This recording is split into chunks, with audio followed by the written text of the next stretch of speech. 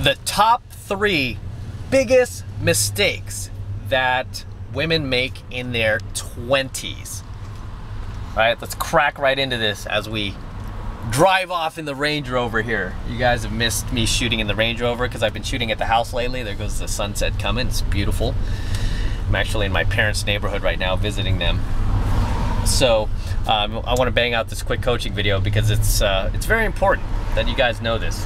These are the top 3 most common mistakes that most women will make in their 20s, and when you know this, you will be able to actively avoid the type of women who do make these mistakes, okay? So the first mistake that a woman makes in her 20s, the #1 mistake of all time, is she puts her career first, okay? She puts her career first. And you know what? I feel bad for a lot of women today because they've been sold this bill of goods. They've been sold this lie by the feminist machine, right? That, oh, go after your career, girl. You gotta be like a man, girl. Be just like a man, dress like a man, get the pantsuit like Hillary. Start being more masculine, more dominant. You know, start demanding higher pay that you don't deserve because your male counterparts who are more educated, who got higher degrees, and who've been with the company longer and don't take vacations and don't take maternity leave, they're making more than you, girl. It's sexist. It's sexist, right? So girls have been sold on this lie that they should put their career first. And you know what? It's not until they hit their 30s, and every study will show this. It's not until they hit their 30s do they regret that and they realize it was a mistake as this cute girl goes to her car. She's, I can't tell, man. Yeah, she looks like she's a couple of pounds overweight. Not a couple, but like a good, like 10 pounds overweight, which is a little past the breaking point for me. Hang on a sec. She's actually pretty cute. I want to take another look at her. We will continue this coaching video. Let me see her face. No, okay. Yeah, cheerleader effect. Shit. Anyway, getting back to the coaching video. A lot of these women realize when it's too late that they should not have put their career first. And it's usually once they hit their 30s and they're still single and they come to the stark realization that they cannot lock down the same level of high value males that they were able to lock down just 5-10 years ago. Like, what happened? Where have all the good men gone? You ever hear these girls say this? Where have all the good men gone? It's like they haven't gone anywhere. They're just dating younger women, right? They're dating younger women like they were dating you 10 years ago. That's where they've gone. And the thing that feminism doesn't tell you girls is that you can work until you're 65. But you cannot have kids until you're 65. You cannot start a family at 65, right? You can't do that shit at 65. You can work till you're 65, but you can't do that other stuff until you're 65, right? You have a very limited time span as a female to lock down the highest value male that you possibly can, and then start worrying about your career. But if you're gonna have a family, do not have a family and kids and then try to be the career mom, because that shit don't work, man. That shit don't work. If you're gonna have kids, you know, plan on being a stay-at-home mom for a little while, okay? It doesn't mean forever, but at least until your kids are teenagers, until they're at least 13. Okay, because if you're gonna be career mom and the father's also working and nobody's gonna be home with this kid, I mean, that's just as bad. Okay, so you cannot, another lie that feminism sells women is, oh, you could do it all, girl. You could do it all and have it all. And it's like, actually, you can't do it all and you can't have it all. Okay, who says so? Me? No, nature says so. Statistics say so. Research says so. So no, you can't. Okay, just because feminism loves to bullshit women and, you know, most women hate each other, and you know what? Feminism is a woman. And you guys should know from past experience, feminism is not your friend. If you're a female, feminism is the most evil, darkest, manipulative, deceptive creature of a friend that you could possibly ever have in your life. I mean, if you've ever crossed girls that tried to sabotage you, I mean, they've got nothing on feminism. Feminism is like just so poisonous for women these days. I mean, besides just men, I mean, it's so poisonous for women. If you think feminism's out there to help you, think again. Okay, feminism has done nothing but sabotage an entire generation of women. It's so sad. No guy wants a used up, past her prime, loud, mouthy career woman. Okay, which is what a lot of these girls become. Not even by the time they retire. They generally become this after just even a few years of working in corporate America. You know, I've seen it myself because I worked in corporate America, you know. Turns a lot of these once feminine women masculine, very masculine, because they're competing with male peers, right? They're competing for the same jobs. They're competing for the same accounts. They're competing for, you know, the same recognition, the same bonuses. So a lot of these, you know, former feminine women become masculine. So what you should be doing in your 20s is you should be taking advantage of the one time in your life that you are going to be the most physically attractive than you ever will be at any point in your life, which is in your 20s. Okay? You want to be taking advantage of that. And you want to be trying to lock down the highest value male that you possibly can. Because in your 20s, that is going to be the only time where you're going to have access to these high value males. Because once you wait until you're in your 30s, you put your career first and you wait until your 30s to finally look for that ideal partner, the only thing you're going to find are beta males. Okay, that's really all you're going to find.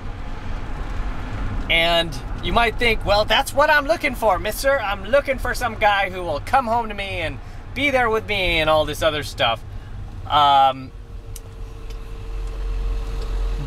he is not going to be the highest value partner, not even close to the highest value partner that you could have gotten just 5-10 years earlier.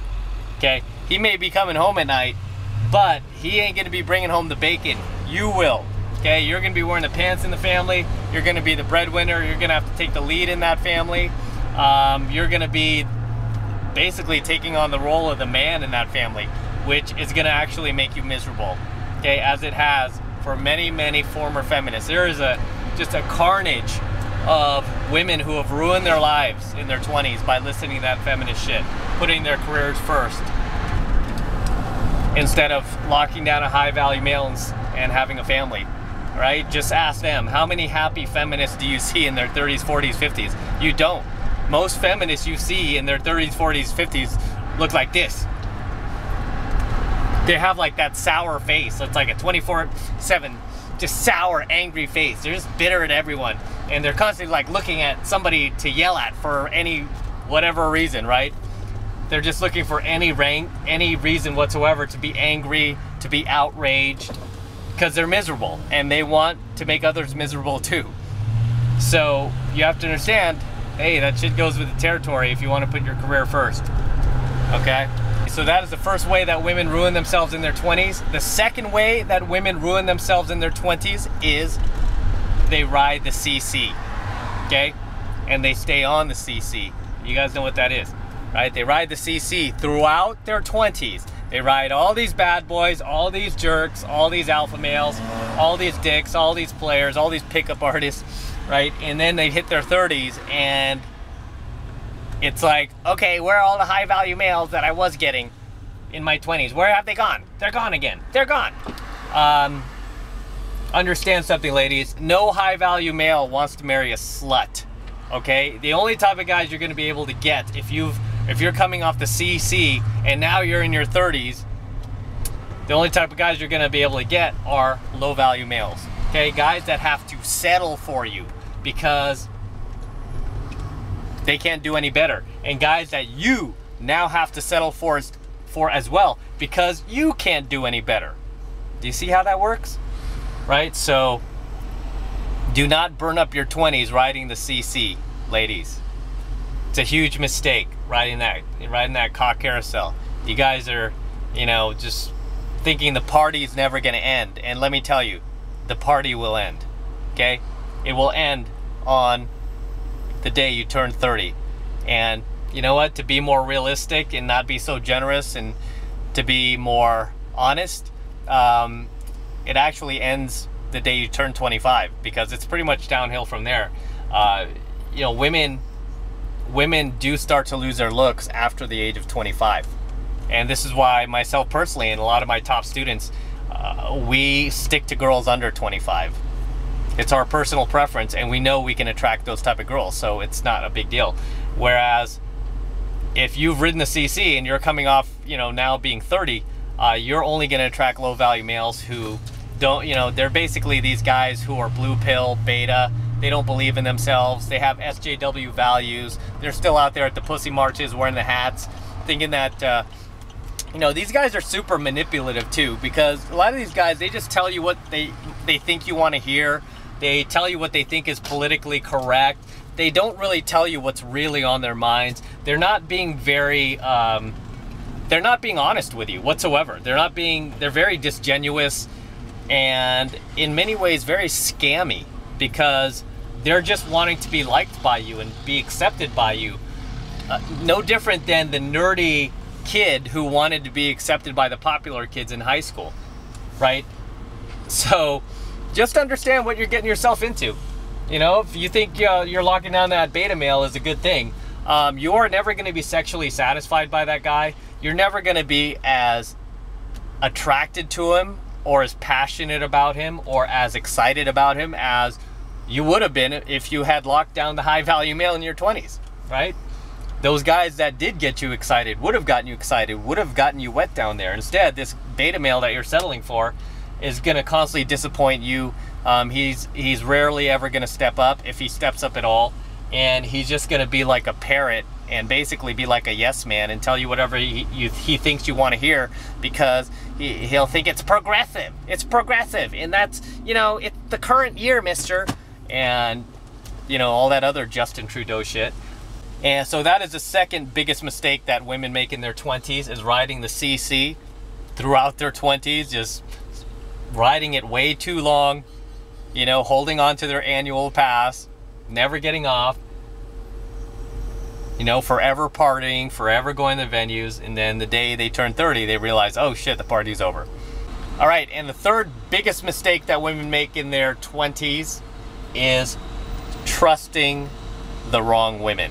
Trusting their girlfriends, trusting their female family members who don't have their best interest at heart, that only want to sabotage them, okay? Because they're unhappy, they're single, they want to make sure you end up single too, that you end up unhappy too. And these chicks are so manipulative, they're so deceptive. They'll disguise it all under the guise of, I'm your friend, I'm your bestie, I care about you, girl. Or I'm your auntie, in my ex-girlfriend's case. I'm your auntie, I love you, I'm family, we're blood. I just want to do what's best for you. Right? You guys know my ex from 2006, miss 2 kids from 2 different fathers. Can't lock down that high value male ever again. What is she gonna do now? She's screwed. And I'm sure she's completely rationalizing and bullshitting herself and deluding herself to thinking she's happy. I bet a million she is, sadly. Realistically, no, she knows the truth, right? So that is the third biggest mistake you girls make, is you trust your girlfriends, you trust your female family members who want to sabotage you because you're prettier than they are, or you're smarter than they are, or you have a boyfriend right now, especially if you have a man. If you have a man and you're in love with your man, and any of your girlfriends are poison dripping your relationship, or they're trying to talk shit, or they're being like, oh, he's like this, or oh, my favorite, he checked me out, girl. You know what? He checked me. He was checking me out. I think your man likes me. Bullshit. All bullshit. Especially if your girl's unattractive. Complete bullshit. Never believe her. Okay? Especially if she's less attractive than you. Never believe her. Your girlfriends do not have your best interests at heart. Okay? As I've told you girls over and over, I'm your best friend. I'm your bestie. M is your bestie. Those chicks, you cannot trust them. They will sabotage you. They will deceive you. They will manipulate you. Okay? I get hated on so much for being real, for being honest, for not filtering myself. But yet, all my haters, like, they praise these people who bullshit them, who sabotage their relationships, who disguise themselves as friends, and who manipulate them. It's like, oh, you want to attack the guy who's being real with you, who's being honest, but you know, you want to go ahead and praise the guy who's sugarcoating you, who is bullshitting you, who is scamming you, who is manipulating you. Okay? Oh, you want to praise that person, right? That female, I should say. But that is the third biggest mistake you girls make in your 20s. You listen to your girlfriends, especially your single ones. You listen to your female family members, especially those single ones that don't want to see you happy, that don't like the fact that you've got a boyfriend and they don't, you got a man and they don't, you're about to get married and they're not, right? You listen to these dumb bitches and they screw up your life. They screw you, period. Just ask my last ex from 2006. What's up, babe? Yeah, they screw you. Okay, they do not have your best interests at heart. Okay, and you are going to end up just like them. Okay, if you listen to them, I'm going to sound like your dad now. If you listen to them, you're going to end up just like them. Right, you are. It's true. Okay, so if you have any girlfriends right now, or any female family members even, that